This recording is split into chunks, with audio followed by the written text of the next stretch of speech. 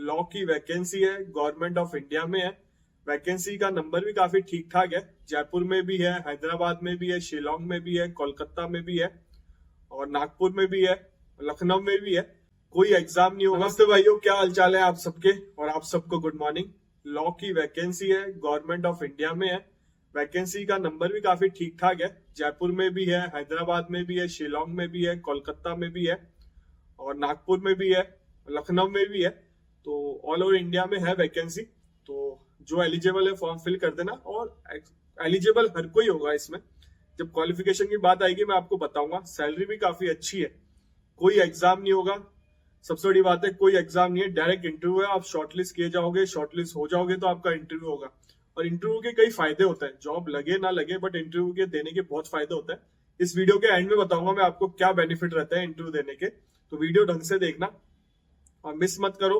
ढंग से देखो वैकेंसी का वीडियो। और ये मैं कर दूंगा 20-22 के आसपास अपलोड। अभी मैं बना तो बहुत पहले रहा हूँ वीडियो, बट मैं 20-22 के आसपास अपलोड कर दूंगा। आपके पास काफी टाइम रहेगा, ऑनलाइन ही फॉर्म फिल करना है। तो सबसे पहले इस वैकेंसी की बात कर लेते हैं। गवर्नमेंट ऑफ इंडिया में लिख ली है, मिनिस्ट्री ऑफ माइंस में लिख ली है, geological survey of India department, ठीक है। 13 जनवरी 2024 का है notification. Geological survey of India, GSI, ठीक है। यंग प्रोफेशनल की जॉब है। इसमें बहुत सारी वैकेंसी आई हैं।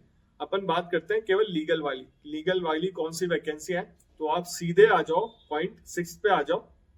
इसमें लिखा हुआ है YP legal assistant. Total 8 post है। मैंने आपको पहले ही कहा था टोटल 8 पोस्ट है। पोस्टिंग आपकी रहेगी कोलकाता में 3, जयपुर में 1, लखनऊ में 1, शिलोंग में 1, नागपुर में 1, हैदराबाद में 1। राजस्थान वाले लखनऊ भी जा सकते हैं, लखनऊ वाले राजस्थान भी आ सकते हैं। और कोलकाता वालों के लिए भी है, शिलोंग वालों के लिए भी है, नागपुर वालों के लिए भी है, हैदराबाद वालों के लिए भी है। तो जयपुर वालों के लिए 1 वैकेंसी है। तो फॉर्म फिल जरूर करना। क्वालिफिकेशन की बात कर लेते हैं अपन। बहुत कम एक्सपीरियंस मांगा है, ना के बराबर। तो अपन देख लेते हैं। डिग्री इन लॉ होनी चाहिए, 3 साल वाली हो चाहे 5 साल वाली हो आपकी। तो और 2 साल का एक्सपीरियंस मांगा अगर आपने लॉ कंप्लीट किया है। और अगर LLM कर रखी है तो आपको 1 साल का एक्सपीरियंस मांगा है। तो अब देखो, मैं हर बार कहता हूँ कि रजिस्ट्रेशन करवा लो आप लोग। काफी बच्चों ने रजिस्ट्रेशन नहीं करा रखा। लॉ पास आउट है बट रजिस्ट्रेशन नहीं करवाते, लेट करते हैं अपना रजिस्ट्रेशन करवाने में। आज आपका रजिस्ट्रेशन होता तो अभी वैकेंसी का फॉर्म मतलब इसको फिल कर सकते थे आप। अब जैसे बहुत मेरे ऐसे जानकार है, 4 साल बाद 5 साल बाद रजिस्ट्रेशन करवाया। कभी ये गलती नहीं करनी चाहिए। जैसे ही आपका लॉ कंप्लीट हो, रिजल्ट आए, मार्कशीट आए, अपना रजिस्ट्रेशन करवा लो। रजिस्ट्रेशन के साथ साथ आप मेंबरशिप ले लो, चाहे हाई कोर्ट की या सेशन कोर्ट की। अब जैसे फॉर्म आता है, इसमें कोई जजमेंट, कोई ऑर्डर नहीं मांगा। 90% वैकेंसी ऐसी होती है इसमें जजमेंट ऑर्डर नहीं मांगते।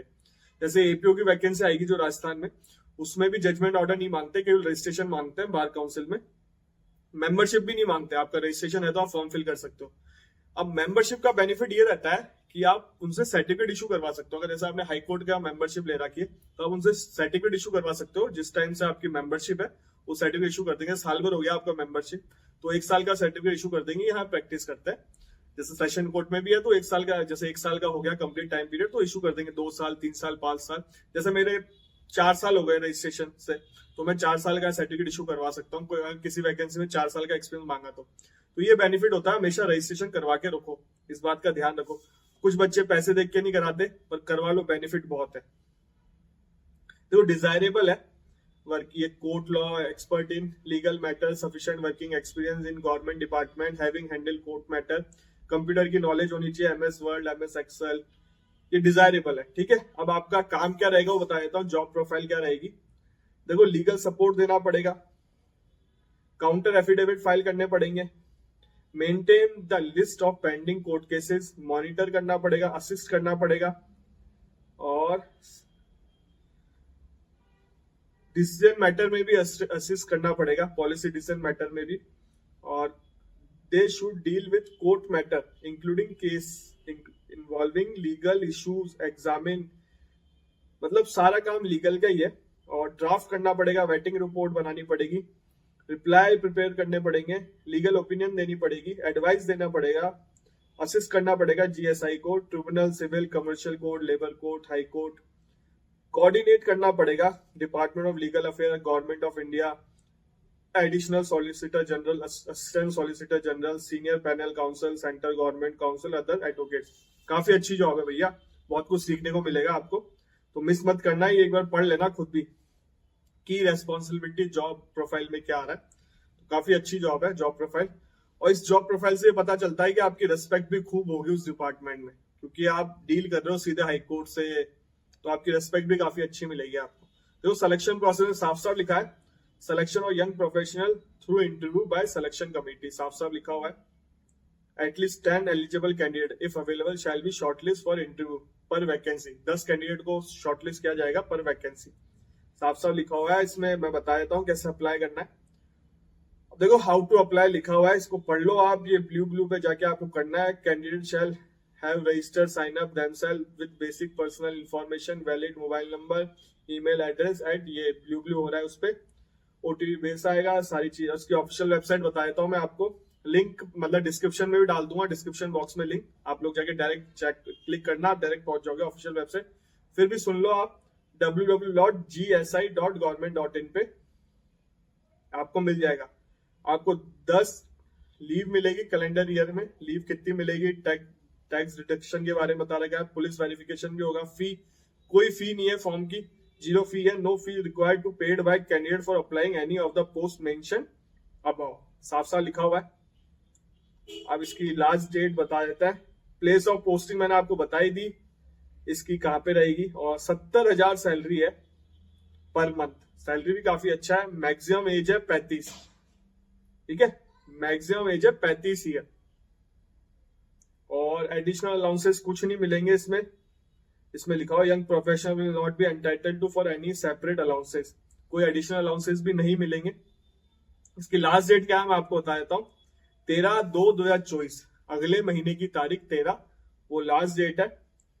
उससे पहले फॉर्म फिल कर देना, जो जो एलिजिबल है, हर कोई अधिकतर एलिजिबल होगा 1 साल का। अगर एलएलएम, मैं वो कहता हूँ एलएलएम भी कर लो यार, एलएलएम करने के बहुत फायदे होते हैं, और लड़कियां तो खासतौर से कर ले एलएलएम, वो बाद में टीचिंग लाइन में जा सकती है, प्राइवेट कॉलेज में, जहाँ 5 ईयर लॉ, जैसे 5 ईयर कॉलेज होता है वहां पढ़ा सकते हैं जाके, क्योंकि वहां पे गेस्ट फैकल्टी अपॉइंट होती है, और जिन्होंने एलएलएम कर रखा है, जिन्होंने नेट क्वालिफाई है, उनको ही लेते हैं वो।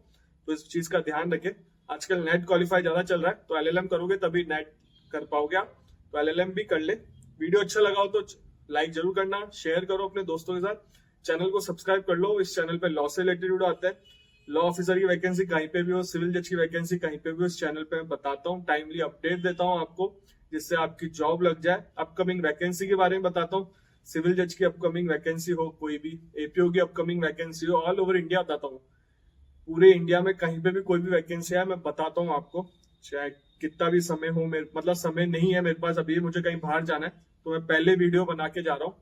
ये वीडियो मैं इसलिए पहले बना रहा हूँ क्योंकि मुझे बाहर जाना है, मेरी बहन की बेटी का बर्थडे है, उसका व्लॉग भी आएगा, जज साहब, जूनियर जज साहब है हमारी, तो उसका बर्थडे भी है, तो उसका व्लॉग भी मैं बनाऊंगा अगर जाऊंगा तो, मुझे समय मिलेगा तो, इसलिए पहले ये वीडियो बना रहा हूँ। उस दिन मैं बिजी रहूंगा तो वीडियो नहीं बना पाऊंगा, आपका लॉस ना हो, तो इसलिए पहले बन रहे हैं वीडियो। तो आप सोचोगे सर एक ही टी शर्ट एक ही टाइम, तो मैंने अभी तक 2-3 वीडियो तो बना दी है इसी कपड़े में, और भी बनाने पड़ेंगे, पर ठीक है। कोई भी डाउट हो, कोई भी क्वेश्चन हो, इंस्टाग्राम आईडी ओपन है आपके लिए, मुझे मैसेज कर देना, मैं जैसे समय मिलेगा मैं रिप्लाई कर दूंगा।